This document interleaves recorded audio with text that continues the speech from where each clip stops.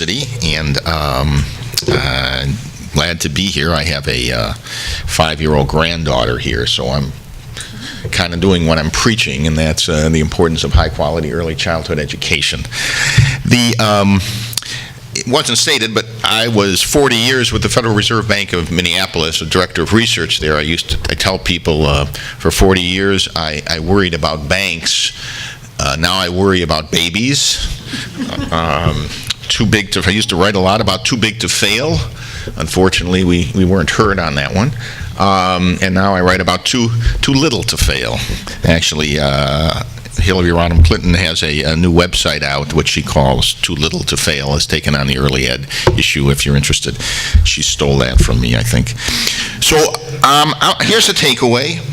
This is a takeaway that I've been writing about for quite a few years now, that high-quality early childhood education for our most vulnerable children is our best public investment. In fact, I want you to think about early childhood development as economic development, and I'm going to argue it's economic development with an extraordinary return, public return. Okay? This is The Economist talking. I'm going to take an economic perspective on this issue. Okay, so why? Why am I arguing it's economic development? So if you take a look at post-World War II, what economists call the economic miracles in post-World War II, and that's Japan or South Korea or India, China today, Ireland and Poland, countries that have seen a significant amount of economic success. Key ingredient is the quality of their workforce. Key ingredient is education. A key ingredient is what economists call human capital, or the development of human capital. So that's pretty consistent. I'm not saying it's the only ingredient, but it's a key one, and it's necessary for sustainable economic growth.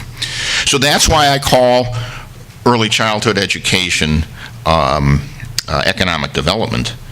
I want to take a little side note here. The conventional way we do economic development in this country is seriously flawed. Something also I've been writing about going back to the mid-90s. I'm sure most of you are familiar with this. I'm not going to go into great detail, but we dubbed it the economic bidding war. It's when cities and states try to lure each other's companies. I understand from a parochial point of view, from a local point of view, this might work out for you. You might attract a automobile factory or a Fortune 500 company and create lots of jobs for your community. But it's zero-sum game. You've taken those jobs somewhere else. From a national perspective, it's a zero return. Even though you may be winning a bidding war at one for a particular time, from a national perspective, jobs are being moved around. No new jobs are being created. New York Times back in December of last year did something I wasn't able to do. They estimated how much cities and states are spending on these bidding wars. It's $90 billion, and that's a low estimate. And that's annually. And again, from a national perspective, zero return. So I'm arguing that human capital, investment in human capital, is probably the best way to spend public dollars for sustainable economic growth. Why early childhood education? Why do we have to start that early? Well, there's one line of research that's very poignant, and I would argue very convincing, and that's the neuroscience research on brain development. Over the last 15 years, they've been able to show that a high percentage of our brains are developed in what I'll call the foundation years, prenatal to 5. They say up to 80% of the brain is developed by then. And if a child's in a stressful environment and equate stress with poverty, that brain doesn't develop properly. Age 3 already, the brain is not quite what it should be. And again, a very poignant study on the Romanian orphans. These are kids that had very little interaction with adults, fed 3 times a day and just kind of neglected. So extreme neglect. That brain was a third smaller than what it should have been by age 3. The neuroscientists will tell you the debate between nature and nurture is over. We know nurturing matters a lot for the physical brain and the development of the physical brain. So start early. What about the high return that I'm arguing for? Where does that come from? It doesn't sound credible. We actually get double-digit returns on public investment. How is that? Why am I making that argument? Well, sort of by accident, I got involved in this issue. Again, I was worrying about banks. Former governor of the state of Minnesota, Al Quie, and a former mayor of Minneapolis, Don Fraser, asked me to look at this issue, and I told him, my expertise is pre-Civil War banking. I noticed you didn't invite me to speak on that issue, but hard to say no to these guys. And we went to the literature on early childhood education and what happened when we intervened. What difference did it make? And there's a famous study known as Perry Preschool, started at Ypsilanti, Michigan, early 60s. But there's actually now 4 longitudinal studies I can point to that come up with the same double-digit returns on these investments. There's the Perry Preschool. It was 123 at-risk families, divided them randomly into two groups, so the methodology doesn't get much better.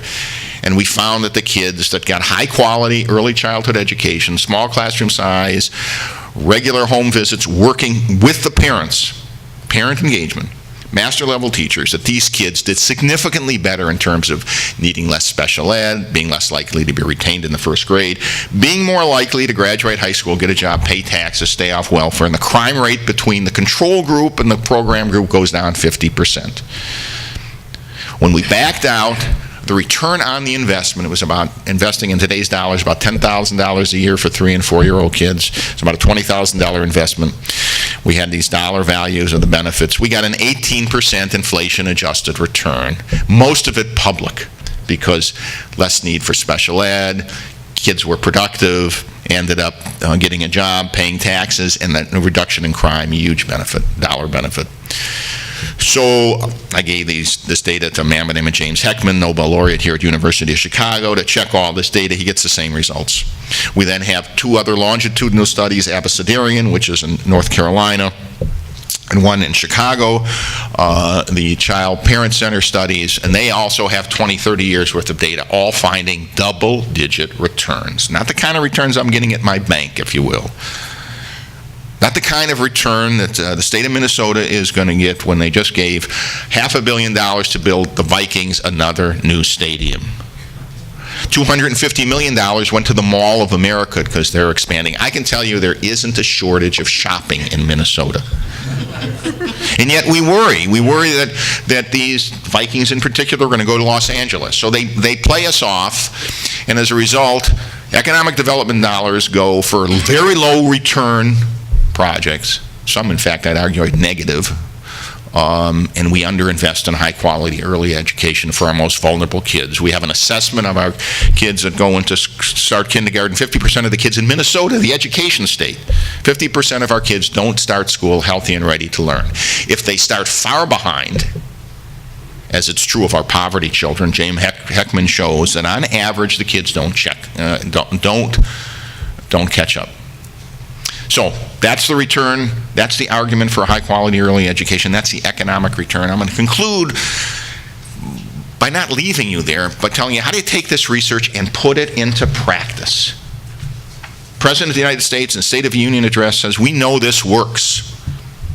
So there isn't much controversy about this literature. You'll hear about fade-out effect, and sure, there's fade-out effect if you provide a high-quality program and they go to a non-functional K through 3 program. You've got to obviously have good K through 3 programs, but we have lots of evidence to show that there doesn't have to be any fade-out effect. And we've got the Chicago Project is a good example. Abecedarian is another good example. So we know that we don't necessarily have to have fade-out effect. So we know this works. How do you actually do it? So I was very fortunate in Minnesota, in Twin Cities. I was a man by the name of Warren Staley. He was the CEO, president of Cargill, one of the most successful private companies in the world. He said, okay, Rolnick, it sounds good on paper. Let's see if we can do it in practice. So what did we mean in practice? We wrote a second essay after this economic essay on the high return. And we said, here's a proposal to economists, very simple idea. Start with the parents and give them scholarships. Scholarships not to go to the University of Chicago or to Harvard or the University of Minnesota, but scholarships to go to high-quality early ed programs. And start them with a nurse, home visiting nurse prenatal, We've got research to show if you start these parents with a home visiting nurse prenatal, kids are more likely to be born full weight, much healthier, and then when our kids turn 3, they get a 2-year scholarship. So Staley said, let's do this. Let's set up a foundation. It's called the Minnesota Early Learning Foundation, MELF. We recruited the CEO of General Mills, the CEO of Best Buy, the CEO of Ecolab, the CEO of Liberty Diversified, the president of the University of Minnesota. It was a very distinguished board, raised $20 million. Half of that money went to create a rating system. We have a 4-star rating system. We're now taking it statewide in Minnesota. And then we picked a neighborhood in St. Paul because the mayor of St. Paul, Chris Coleman, came to us, heard we were going to do something like this, and he wanted to be the first one out of the chute, if you will. And so we circled a neighborhood in St. Paul. It's known as Frogtown, very low-income family. We gave out 650 scholarships. My critics said, look, there's no 4-star programs in Frogtown. How's this going to work? There's going to be no place to go. Well, and when the word got out that our families, which were empowered with scholarships that were paying up to $10,000, $12,000 a year, a brand new facility opened up right in Frogtown. That's real economic development, by the way. Montessori expanded their program. A bunch of interfaith groups expanded their program. St. Paul schools expanded their program. We had no trouble finding 4-star rated programs. Our kids are now going into the 1st grade. Outside evaluator, they look a whole lot like the majority kids in terms of cognitive and social skills. So we know how to do this. The idea now is to replicate it. We're very fortunate. We sold these ideas to Washington. Minnesota got a Race to the Top grant of $45 million. We're replicating it in St.